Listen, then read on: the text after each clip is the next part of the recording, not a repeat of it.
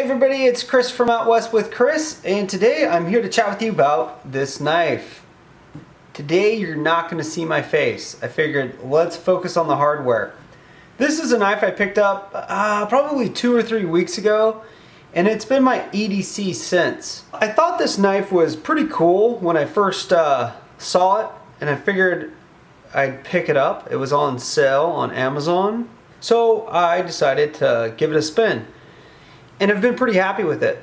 The knife is the CRKT Swindle, and this is the smooth brushed handle version. There's another version that has a grooved handle that's really cool.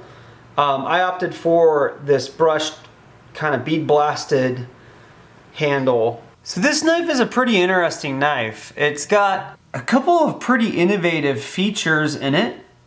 I guess you'd say they're innovative. But it's got a really cool design, and it just is smooth and it feels good in the hand.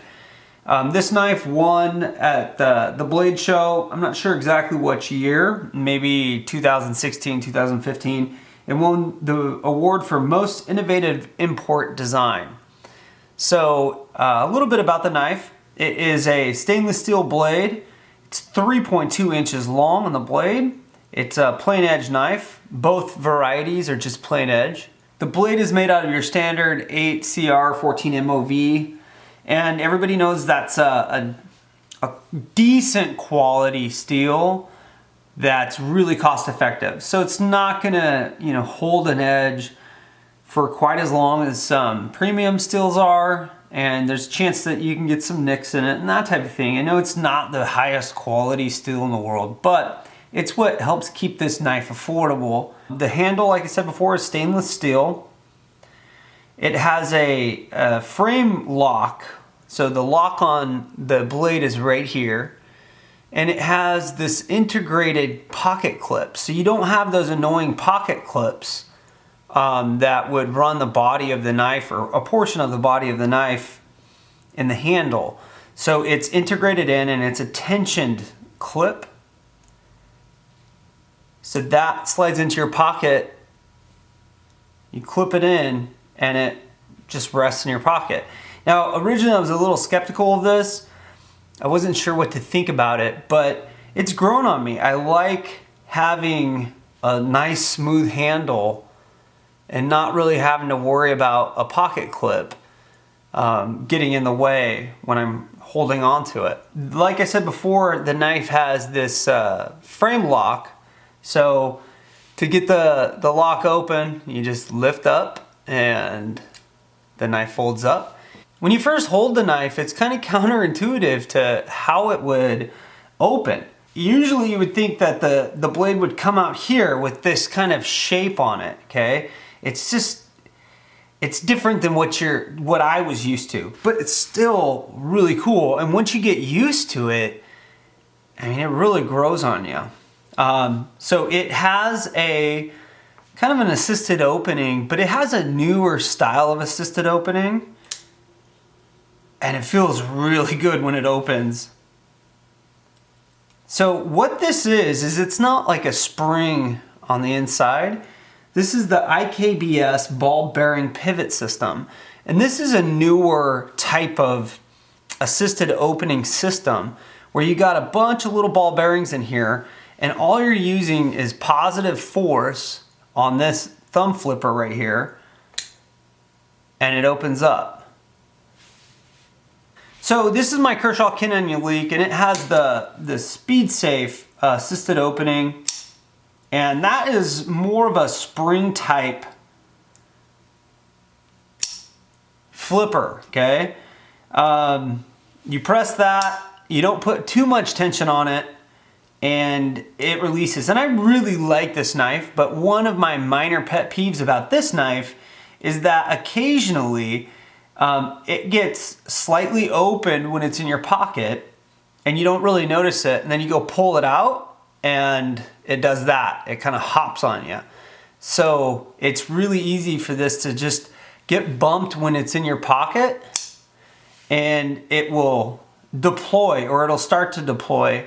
And then when you pull it out, it kind of does a little hop. So you're dealing with an open knife as you're pulling it out of your pocket. If there's anything I don't like about this knife, which I really like this knife, if there's one thing I don't like about it, it's that. Well, this one, the CRKT Swindle, it's a Canadian design as well. It actually takes a decent amount of force for this to activate. And it's not a spring, it is a ball bearing system. So if I put my finger down like this, you know, it comes out with pretty good force, but not a ton, because it's just those smooth ball bearings that are making it go forward. Just your finger pressure, it just goes forward. So it's a pretty cool knife. The tension clip is nice. I like that. So the blade, let's go back to the blade for a minute. I mean, it just feels like, see that you get this sweep, this curve right here, and then it kind of curves back down. It's got some cool lines on it. A nice thing about the knife is it's got some finger jimping on the spine. Let's see, I don't know if you can really see it. It's really kind of light finger jimping. It's nothing too hefty. But if you're gonna get down and do some work with this knife, you can, you know, handle it. And it's got the jimping for extra control. It's got this, you can finger into right below the cutting portion of the blade. Or you can keep your finger back here. There's a lot of different ways to handle the knife that feel really comfortable. Another little thing, and at first I didn't really appreciate it or really realize why it was there, but you get this jimping on the butt of the knife right here. And that's pretty good actually. So when you deploy, bam, it actually helps it hold in this little nook in your palm.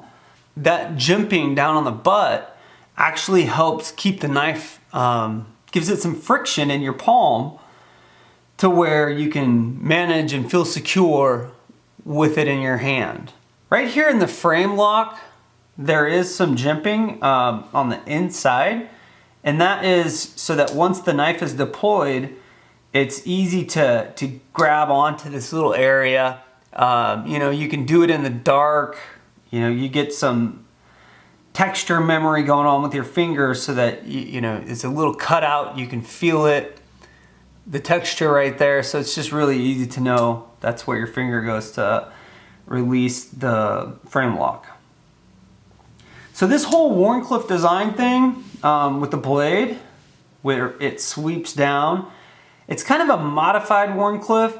So it sweeps back up a little bit right here and then sweeps down on the top, on the spine. A true Wharncliffe would be, for the most part, would be straight across on the bottom and then sweep down to the point.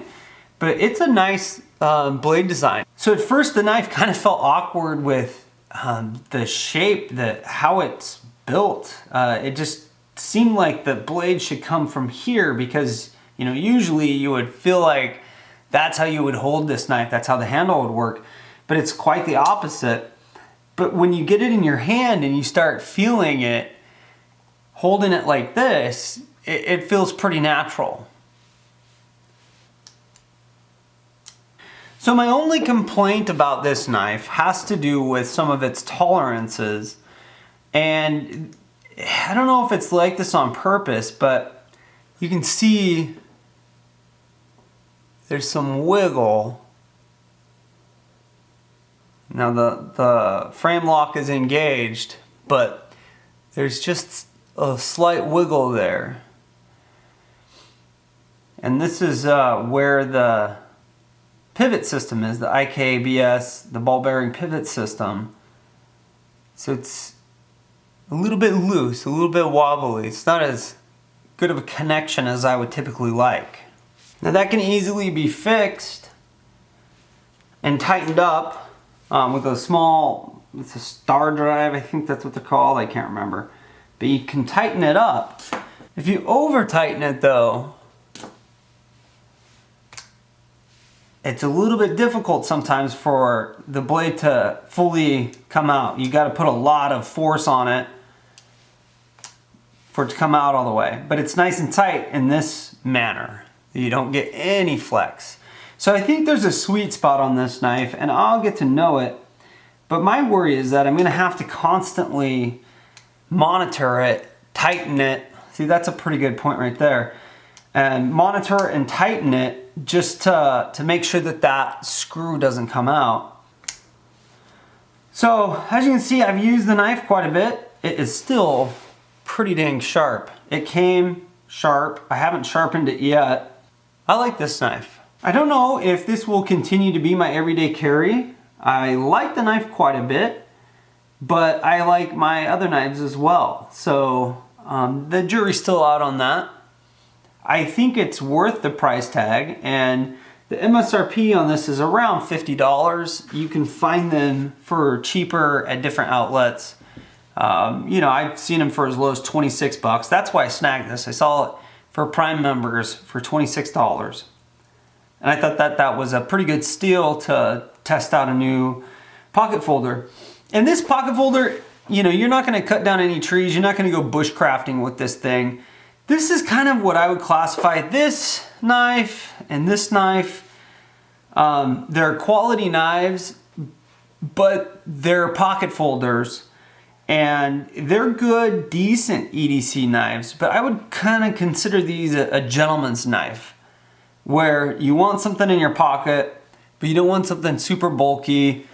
Maybe you don't want to carry around a multi-tool, but you want to have a blade in order to, you know, open boxes or use for at work, that type of stuff. So these are what I would consider to be, you know, a gentleman's pocket folder. They're got nice finishes on them. So yeah, folks, I think this is a decent knife, and I've been pretty happy with it. And if you're looking for kind of a gentleman's folder, this could be a good knife for you. You might enjoy it. As has been the theme for December, I've been doing a couple giveaways on the channel, and I'd like to give away one of these CRKT Swindles to somebody. All right, everybody, that's gonna wrap up the video. If you like what you see, please click the thumbs up button and subscribe. If you have anything you'd like to add to the conversation, feel free to do so below. And as always, thank you for getting out west with Chris.